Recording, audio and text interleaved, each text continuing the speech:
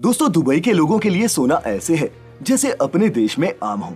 सोने की गाड़ियां और घड़ियां तो आपने पहले भी देखी सुनी होंगी, लेकिन दुबई के ये शेख सोने को पहनने से लेकर खाने तक में इस्तेमाल करते हैं। यहाँ सोना तोले के हिसाब से नहीं बल्कि किलो के हिसाब से बिकता है। तो आखिर ऐसा क्या है जो दुबई में सोना इतना सस्ता और आम है? आज हम आपको यही बताने वाले हैं, तो बिना स्किप किए इस वीडियो को आखिर तक देखिएगा। दोस्तों, दुबई को सिटी ऑफ गोल्ड भी कहते हैं। जी हाँ, सिटी ऑफ गोल्ड।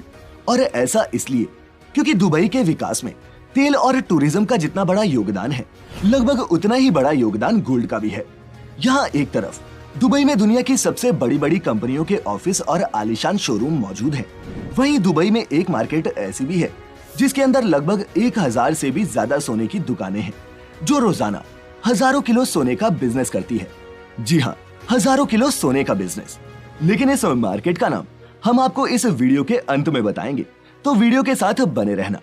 अब सबसे बड़ा सवाल ये उठता है कि आखिर दुबई में इतना सोना आ कहां से रहा है, और ऐसा क्या है कि दुबई के सराफा बाजार में सिर्फ मुनाफा ही मुनाफा है।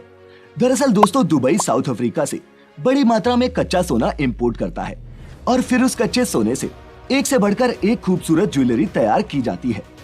फिर दुबई की स्टैंप लगते ही इस ज्वेलरी का रेट दुबई में सोने के रेट के बराबर पहुंच जाता है। और ये यूं ही नहीं है दोस्तों, दुबई में तैयार हुई ये ज्वेलरी इतनी प्योर और दिखने में खूबसूरत होती है कि ये न सिर्फ दुबई में बल्कि दुनिया भर में बेची जाती है, जिसमें भारत और चीन सबसे आगे हैं। और इस तरह दुबई हर साल लगभग 1200 टन सोने का व्यापार करता है। दोस्तों, पूरी दुनिया में जितना गोल्ड बिकता है उसका एक सबसे बड़ा हिस्सा लगभग 29% सिर्फ दुबई का ही होता है।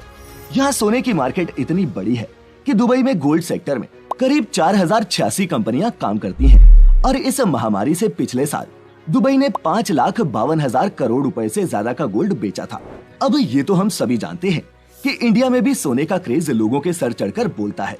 शादी से लेकर एनिवर्सरी तक हम भारतीय सोने का खूब इस्तेमाल करते हैं। संयुक्त अरब अमीरात के शहर दुबई में भारतीय बड़ी संख्या में रहते हैं और अपनी सोने में गहरी दिलचस्पी की वजह से यहाँ गोल्ड में निवेश करने के मामले में हम भारतीय सबसे आगे हैं। दुबई में भारतीयों के बाद गोल्ड में सबसे ज्यादा निवेश पाकिस्तान, ब्रिटेन, सऊदी अरब, ओमान और कनाडा के लोगों का है। मार्केट के आकार के बाद अब बात करते हैं दुबई का सोना दुनिया भर में इतना मशहूर क्यों है और कैसे ये सोने की इतनी बड़ी मार्केट बन गई। तो दोस्तों, इसका सबसे बड़ा कारण तो ये रहा कि दुनिया भर में सोने की शुद्धता और गुणवत्ता के मामले में दुबई अव्वल नंबर पर है। दुबई में जितने भी ज्वेलर्स गोल्ड बेचते हैं वे सारा गोल्ड सरकार द्वारा उनकी शुद्धता और गुणवत्ता को चेक करके ही प्रमाणित किया जाता है। इसके अलावा हर ज्वेलर को अपने स्टोर से बेचे जाने वाली हर गोल्ड की आइटम पर सोने की शुद्धता का हॉलमार्क लगाना जरूरी होता है। यही हॉलमार्क बताता है कि सोना कितने कैरेट का है और ये हॉलमार्क पूरी दुनिया में मान्य होता है। यही नहीं, अगर दोस्तों कोई ज्वेलर बिना हॉलमार्क के सोने को बेचता है या फिर मिलावटी सोना बेचता है तो उसे यूएई एंटी फ्रॉड लॉ के तहत 2 साल तक की सजा या फिर 2 करोड़ रुपए तक जुर्माना भी लगाया जा सकता है। अब दोस्तों, दुबई में कानून कितने सख्त हैं, ये आप जो दुबई गया हो उससे पूछ सकते हैं।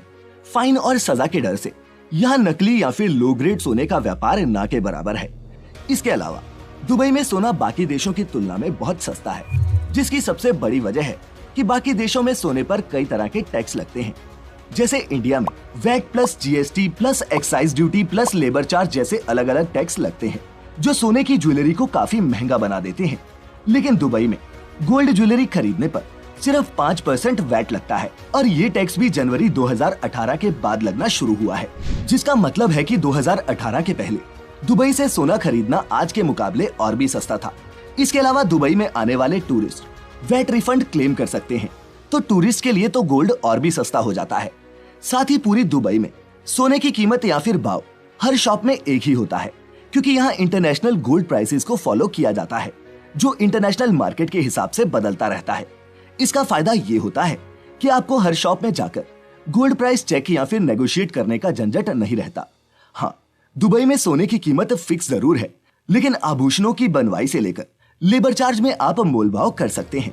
लेकिन ये सब आभूषण के डिजाइन किस देश का डिजाइन है, मशीन से बना है या हाथ से, रिटेलर पर और हाँ, आपके बार्गेनिंग टैलेंट पर भी निर्भर करता है। और अगर आपके बार्गेनिंग स्किल्स कमाल के हैं तो हम आपको राय देंगे दुबई गोल्ड सूक में जाने की। अब आप सोच रहे होंगे कि गोल्ड सूक क्या है। तो दोस्तों यही वो दुबई का ट्रेडिशनल गोल्ड मार्केट है जिसके बारे में हमने कहा था कि आपको आखिर में बताएंगे। दोस्तों दुबई गोल्ड सूक दुनिया का सबसे बड़ा गोल्ड मार्केट है जिसमें 1000 से भी ज्यादा दुकानें हैं। इसके अलावा हर मॉल में बड़े बड़े ब्रांड जैसे कि डमास, मालाबार और कल्याण ज्वेलर्स जैसी गोल्ड शॉप्स भी रहती हैं। यहाँ आपको लेटेस्ट से लेटेस्ट डिजाइन की ज्वेलरी मिल जाती है। आप किसी भी शॉप से खरीदारी कर सकते हैं क्योंकि शुद्धता की गारंटी हर शॉप देती है और यहाँ दुनिया भर के देशों से एक शानदार डिजाइन वाली ज्वेलरी आसानी से मिल जाती है। दोस्तों दुबई से सोना खरीदने का एक फायदा और है। अगर आप दुबई का खरीदा हुआ सोना एक्सचेंज करने जाते हैं तो जितना वेट आपकी ज्वेलरी का होता है उतना पूरा सोना माना जाता है और कोई भी बट्टा नहीं काटा जाता। अब आते हैं मुद्दे की बात पर कि अगर आप खुद दुबई जाएं तो आप कितना सोना दुबई से ड्यूटी फ्री यानी कि बिना एक्स्ट्रा टैक्स दिए ला सकते हैं। तो दोस्तों central board of direct tax and customs CBIC के मुताबिक कोई भी भारतीय यात्री जिसके पास वैलिड इंडियन पासपोर्ट है और 1 वर्ष से ज्यादा समय से विदेश में रह रहा है वह दुबई से अपने साथ सोने की ज्वेलरी ला सकता है। लेकिन ये नहीं कि मन मुताबिक किलो के हिसाब से खरीदा और इंडिया में आकर बेच दिया। इस पर भी लिमिट है और आप दुबई से कितना सोना टैक्स फ्री ला सकते हैं आइए जानते हैं। अगर आप पुरुष यात्री हैं तो इसकी लिमिट 20 ग्राम है या फिर जिसकी कीमत 50,000 रुपए से ज्यादा ना हो आप इतनी ही गोल्ड ज्वेलरी ले आ सकते हैं। और अगर आप एक महिला यात्री हैं तो 40 ग्राम गोल्ड या फिर जिसका मूल्य 1 लाख रुपए से ज्यादा ना हो इतने सोने के आभूषण आप ला सकते हैं। यही सेम नियम बच्चों पर भी लागू होता है।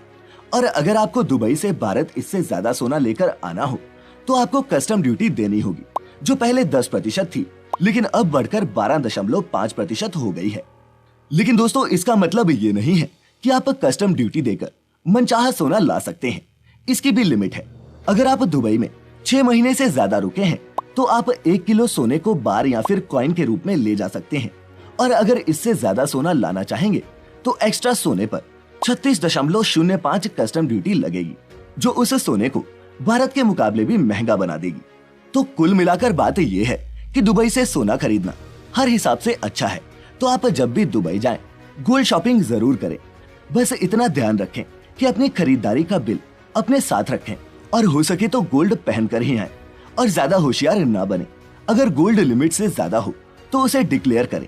अगर कोई सवाल या फिर कंफ्यूजन रह गई हो तो हमें कमेंट्स में पूछ सकते हैं। जो दुबई गए हो वो लोगों के इन सवालों के जवाब देने की कोशिश करें। उम्मीद है वीडियो आपको पसंद आई होगी। अगर हाँ तो इस वीडियो को लाइक करना और दिल खोलकर शेयर करना मत भूलना। और ऐसी सभी इंटरेस्टिंग वीडियोस देखते रहने के लिए YouTube पर हमें सब्सक्राइब करें।